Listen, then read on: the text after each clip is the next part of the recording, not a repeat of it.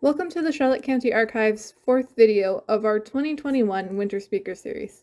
Author David Goss joined us to read a Charlotte County Christmas story originally written by Chester Allen Dixon from David's book, Christmas in Atlantic Canada.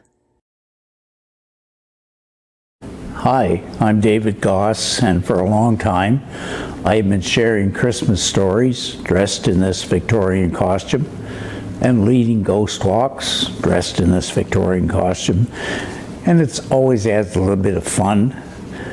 And it came from Charlotte County, so I thought this was a nice time to put on this costume. Lois Hooper made this costume for me about 40 years ago, and today I'm going to share a story by another Charlotte County resident, Chester Allen Dixon. And I first did this story for a series of ghost stories that I was writing for the Moncton Times and Transcript. And in order to get the story to fit the parameter, I had to shorten it quite a bit from the way Chester Allen Dixon wrote it. So I urge you to look up the original story if you can. And I would think that you would find it in the St. Croix Courier. I think that's where I found it in 1950. But I can't tell you the exact issue, but it should be quite findable. So this is the way the story went. Henry Reed and his wife Mary lived on a tiny island off the mainland coast of Charlotte County. They had inherited this island from Henry, his father, who had lived along with his only child after the death of his wife. His child had been to the mainland only once before he grew up.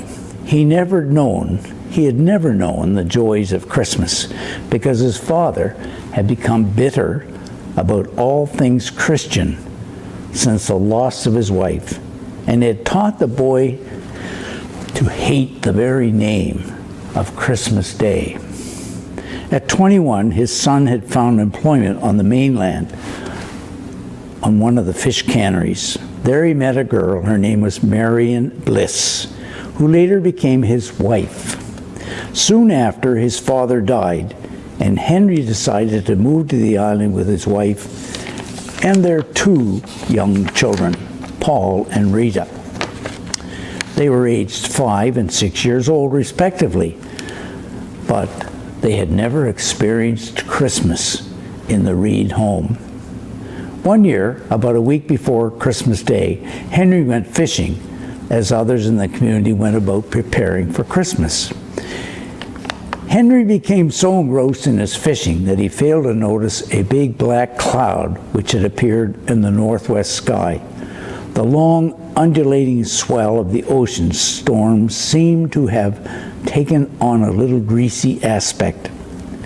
"We're going to have a squall," Henry thought. Little did he think it would turn out to be a raging blizzard. Darkness fell. The storm grew worse, and so bad, in fact, that Henry, for the first time in his life, became uneasy. His thoughts turned to his wife and children back on the island. "What if anything happens to me?" he thought. "What would become of them?" For the first time in his life, Henry gave serious thoughts to anything religious. Henry Reed had never prayed in his life, but spontaneously, simple words of supplication to God fell from his lips.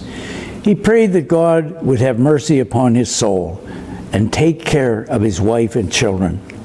Hardly had the prayer been uttered, then a giant wave lifted the bow of the boat skyward and tossed the craft aside until it was almost on its beam's end.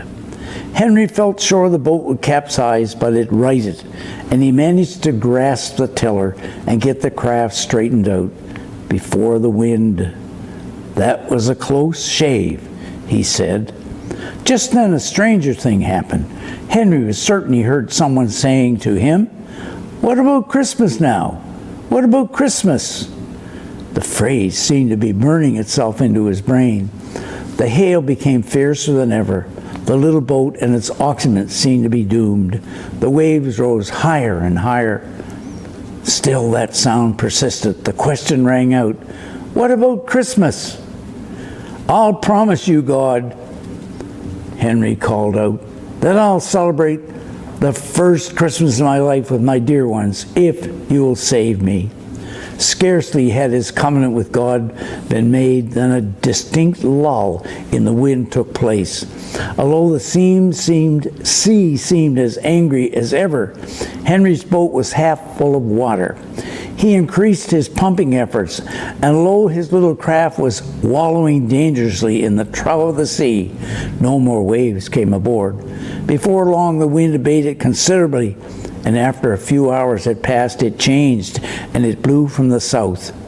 Henry Reed unfurled his sail and headed for home.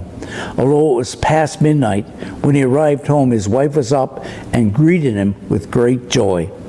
The following day, Henry Reed went to the mainland. He had plenty of money with him, and he bought Christmas toys, trinkets, candy, and fruit for the children, and lovely presents for his wife. He also purchased trimmings for the Christmas tree and fitted himself out with a new suit of clothes. That was the Reed family's first Christmas, not Henry's last, as it might have turned out.